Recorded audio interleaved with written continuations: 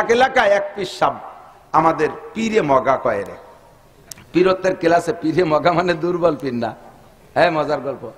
পীরে মগা মানে দুর্বল না, পীরত্বের একটা ক্লাস আছে, পীর কুতুব আবদাল এরকম ক্লাস আছে। একটা হলো পীরে মগা, একেবারে সাহেবে কাশফ। আল্লাহ পাক রব্বুল আলামিনের অনেক কুদরত আল্লাহ তাদেরকে চোখ দিয়ে দেখায় দেয়, মানুষের অবস্থা বুঝতে পারে। এমন এক পীরে মগা এক এলাকায় আসছে, মুরিদরা মাত্র বিয়ে করে আসছে, সবে মাত্র বিয়ে করে নিয়ে আসছে। বউডা বিশ্ব সুন্দরী, বিশাল সুন্দরী, শতভাগ চরিত্রবান মেয়ে, আলেম ও চরিত্র কন্ট্রোল করা যুবক।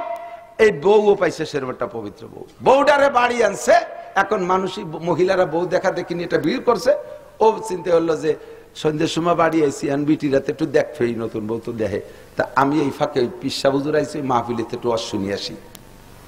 উনি ওই জায়গার থেকে বাড়ির থেকে চলে গেছে পিসাবের মাহফিলে, এদিকে বউ দেখা দিয়ে চলতেছে।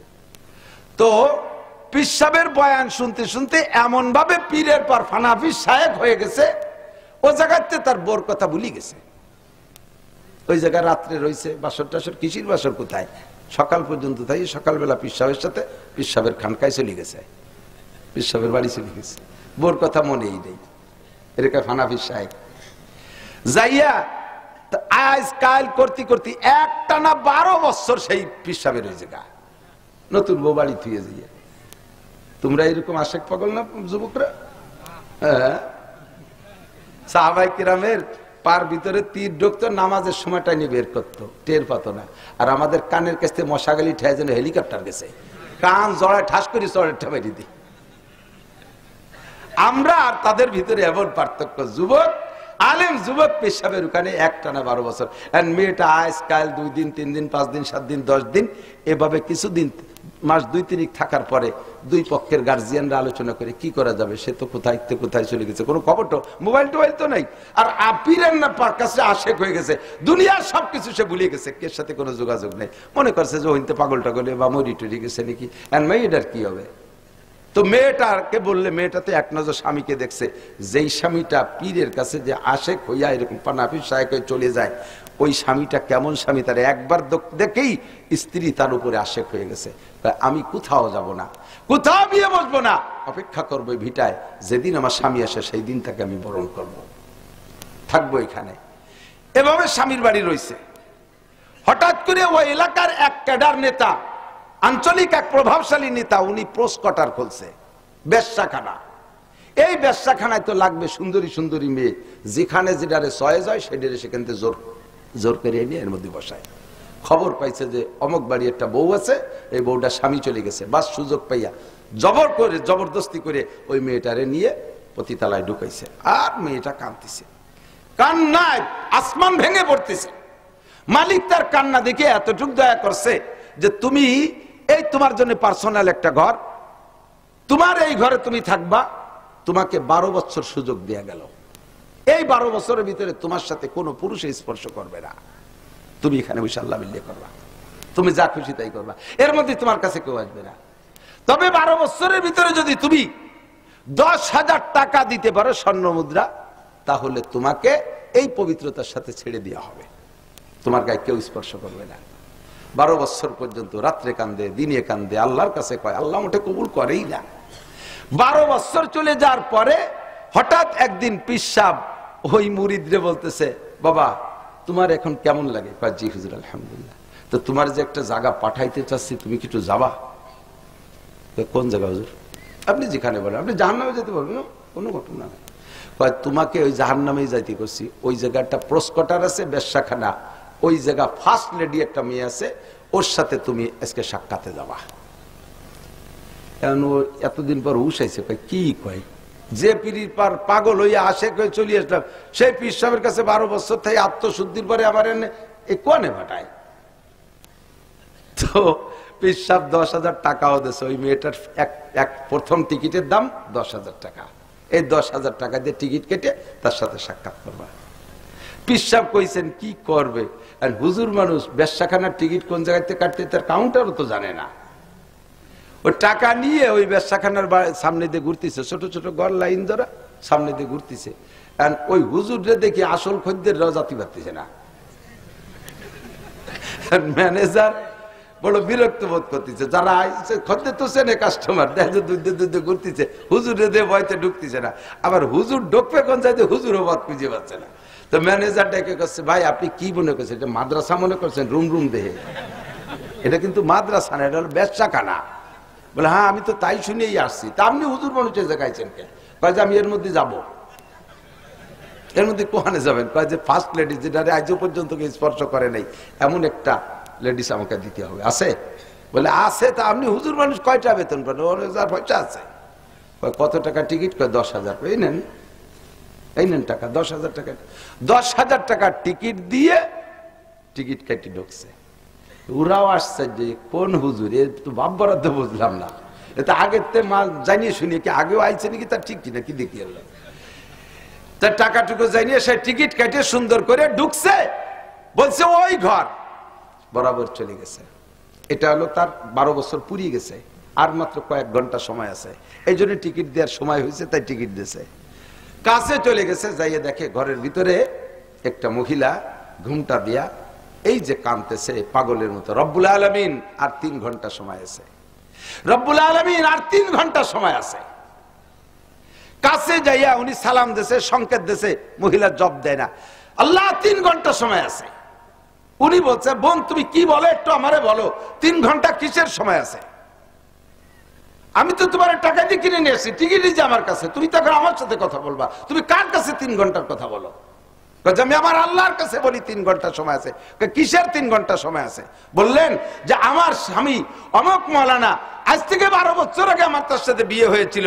আমার স্বামী অমক পীরে মগার আশেকে পাগল হয়ে চলে গেছে, আর এই পর্যন্ত আমার সাথে দেখা সাক্ষাৎ নাই। 1 বছর পরে এই পোস্টকার্টের মালিক আমাকে বছরের ভিতরে নিয়ে আসছে, আর সেই থেকে নিয়ে 12 বছর পুরিয়ে যাচ্ছে কন্ট্যাক্ট। 12 বছর পুরার 10 মিনিট আগেও যদি আমি 10,000 টাকা দিতে পারি স্বর্ণ মুদ্রা, তাহলে আমাকে ছেড়ে দেবে, আমার সাথে কোনো পুরুষ স্পর্শ করবে না। আল্লাহর কসম, এই 12 বছরের ভিতরে আমাকে কোনো পুরুষে দেখে নাই। আমাকে দেখছে আমার আল্লাহ, আমাকে দেখছে আমার মালিক। আমি মালিকের সাথে সাক্ষাৎ করি। মাত্র 3 ঘন্টা সময় আছে। ও ভাই আপনি আমার গায়ে হাত দেবেন না, দেখি আমার মালিক আমার 3 ঘন্টার মধ্যে কোনো ব্যবস্থা করে কিনা। উনি কয় ঠিক আছে বন্ডি থাকো, আসি। আমি দৌড়ই যাইয়া গেটে ম্যানেজারে বলছে ভাই আমি আরেকবার যাবো, আসবো 3 ঘন্টার মধ্যে আসতেছি। পিসাবের কাছে গেছে, যার সাথে সাথে যে পিসাব আবার আলাদা এক ব্যাগের মধ্যে 10,000 স্বর্ণের টাকা জমা করে বসে রয়েছে। ওই পণবন্দি যেটা আগেরটা তো টিকিটটা, এটা পণবন্দির টাকা লাগবে না 10,000, পণবন্দির টাকা 10,000 টাকা। যে বলছে হুজুর আর 10,000 টাকা লাগবে। কয়টাই দিন না, ব্যাগে আমি রেডি রাখছি তো, যাও। কয়েছে কেন লাগবে তাও বলে না, আগে টাকা দেন। কয় জি ঠিক আছে নিয়ে যাও, তুমি তাড়াতাড়ি যাও, আগে টাকার কাজ সারিয়ে এসো। যাইয়ে গেটে যাইয়া ওই ভিতরে ঢুকে যে মহিলাকে বল আগে তোর ইজ্জত বাঁচা, এই নে 10,000 টাকা নে, দিয়ে তোর ইজ্জত বাঁচা। 10,000 টাকা নিয়ে খুশিতে যাইয়া ম্যানেজারে বলছে ভাই এই নেন আপনার টাকা, আমার স্টাম্পটা লেনদেন করেন, আমারটা আপনারা নেন, আপনারটা আমাকে দেন, এই স্টাম্প ক্লিয়ার হয়ে যাক। 10,000 টাকা দিয়ে তার জীবন বাঁচাইয়া, ইজ্জত বাঁচাইয়া বাইরে আসার পরে এরপরে মালিক তো কোনো মতেই ছাড়বে না। যার টিকিটের দাম 10,000 না, এই ফার্স্ট লেডিসের টিকিটের দাম 10,000, এমন ব্যবসার মাল, এটা চলে যাবে, এটা সহ্য করতে হবে। কোনো কথা হবে না, স্টাম্পে লেখা আছে। মোটামুটি বেরোয় চলে আসার পরে মৌলানা বলতেছে বোন তুমি একটু আমার দিকে তাকাবা। তো মহিলা বলতেছে ভাই আপনি আমাকে এত বড় উপকার করেছেন, এই 12 বছরের ভিতরে কেউ আমাকে আমার দিকে তাকায় না, আমি কোনো পুরুষ দেখি নাই, আপনি এটা পর পুরুষ, আপনি কি কেন আমাকে তাকাই, আমার দিকে তাকাইতে বলেন, আপনার দিকে তাকাতে কয় না তুমি কি তুমি একটু তাকাও। কয় না ভাই আপনার মেহেরবানি করে মাফ করেন। তো বলছে কেন তাকাবো? কয় যে তুমি কি তোমার স্বামীর নাম মনে আছে? বলে হ্যাঁ আমার স্বামীর নাম আব্দুর রহমান, মৌলানা আব্দুর রহমান। তোমার স্বামীর চেহারা কি মনে আছে? দেখছি তো 1 রাত 12 বছর আগে, ভালো করে স্মরণ নেই, একটু মনে আছে কপালের এখানে 1 গোছ চুল সাদা ছিল আমার বলে মনে হয়। তুমি একটু দেখো, তাকায় দেখো মেলে কিনা, দেখো তো সেই চুল গোছ আসেনি। চোখের দিক তাকায়, উপর দিক তাকায়, দেখে যে সেখানে 1 গোছ চুল সাদা। আস্তে আস্তে আস্তে আস্তে তাকাচ্ছে, একটা করে মিলতেছে। হ্যাঁ নাকটা ঠিক আছে, গালটা ঠিক আছে, ঠোঁট ঠিক আছে, কপাল ঠিক আছে, দাড়ি ঠিক আছে, একটা করে মিলছে। ঘটনা কি? আমি তোমার স্বামী আব্দুর রহমান, আমি তোমার স্বামী আব্দুর রহমান, আমি পীরে মগারেশকে আশিক হয়ে চলে গেছি। তুমি যদি বাইরে থাকতে এমন সুন্দরী মহিলা, হয়তো কোনো না কোনো কুচক্রী পুরুষ তোমার উপর আক্রমণ করতো। আল্লাহ তাআলা আমার তোমার সতীত্বের কারণে, আমার পবিত্রতার কারণে তোমাকে আল্লাহ তাআলা বেশ্যাখানার ভিতরে রেখে, প্রস্কটের মধ্যে রেখে তোমার সতীত্বকে পাহারা দিয়ে রেখেছে। বলবেন না সুবহানাল্লাহ? আল্লাহ যদি বাঁচায়, আল্লাহ যদি বাঁচায়, পবিত্র রাখার ইচ্ছা করে, ও যুবক তুমি যদি চরিত্র ভালো থাকো, তোমার স্ত্রী তোমার সাথে যার বিয়ে হবে সে যদি ব্যবসাখানার মধ্যে থাকে তবু সেখান থেকে সে পবিত্র থাকবে। আর তুমি যদি অন্য মহিলার চরিত্র নষ্ট করে থাকো, কাবা ঘরের মধ্যে যে বিয়ে লিও 1 নম্বর মাল পাবা না, 2 নম্বরটা পাবা। মক্কা শহরে যে বিয়ে লিও তুই 1 নম্বর মাল পাবি না। আমি কই না, আমার আল্লাহ কয় আত-তাইয়্যিবাতু লিত-তাইয়্যিবিনা ওয়াত-তাইয়্যিবুনা লিত-তাইয়্যিবাত। পবিত্র মেয়ে পবিত্র ছেলে পাবে, পবিত্র ছেলে পবিত্র মেয়ে পাবে। আল খাবিসাতু লিল খাবিসিনা ওয়াল খাবিসুনা লিল খাবিসাত। চরিত্রহীন পুরুষ যারা থাকবা, চরিত্রহীন মেয়ে পাবা। চরিত্রহীন মেয়ে যেই মহিলা, তুমি জীবনে যৌবনে অন্যায় করেছো, যৌবনে অন্যায় করেছো বিবাহের আগে, অবশ্যই তুমি যত বড় আলেম দেখো আর পীর সাহেব দেখো, তোমার বিয়ে হবে একটা চরিত্রহীন পুরুষের সাথে। আমার আল্লাহ শিরোধার্য কথা। কাজেই নিজের চরিত্রকে কন্ট্রোল করো, যেখানে যা করো সব ফেরেশতা দেখে। এই কথাটা ভয়টা অন্তরে রাখলে তুমি অন্যায় করতে পারবা না। ওয়াল কাদরি খাইরিহি ওয়া শাররিহি মিনাল্লাহি তাআলা। ভালো মন্দ যা কিছু ফয়সালা হয় কোত্থেকে? আল্লাহর পক্ষ থেকে হয়। তবে আপনাকে আমাকে স্বাধীনতা দিয়েছে, স্বাধীনতাকে ব্যবহার যদি ভালো দিকে করি সে সুযোগও আছে, মন্দ দিকে করেন সে সুযোগও আছে। নামাজ পড়তে চাইলে পড়তে পারেন, রোজা রাখতে চাইলে রাখতে পারেন, হজ করতে চাইলে করতে পারেন, যাকাত দিতে চাইলে দিতে পারেন, আরে পর্দা করতে চাইলে করতে পারেন, সুযোগ আপনার আছে। আবার এর এগেনস্টে যত অন্যায় তা আপনি করতে পারেন, এর স্বাধীনতা আপনার আছে। আপনি শুধু তকদিরের উপর ঢেলে দিয়ে বসে থাকলে হবে না, ফয়সালা আল্লাহর পক্ষ থেকে হয়। তবে আপনার স্বাধীনতাকে কাজে লাগায় ভালো মন্দ সিদ্ধান্ত আপনি নিতে পারেন। নবী পাক বলে, যুবক আমার দিক তাকাও, আল কাইয়িসু মান দানা নাফসাহু ওয়া আমিলা লিমা বাদাল মাউত ওয়াল আজিজু মান আতবা নাফসাহু হাওয়াহা ওয়া তামান্না আলাল্লাহ।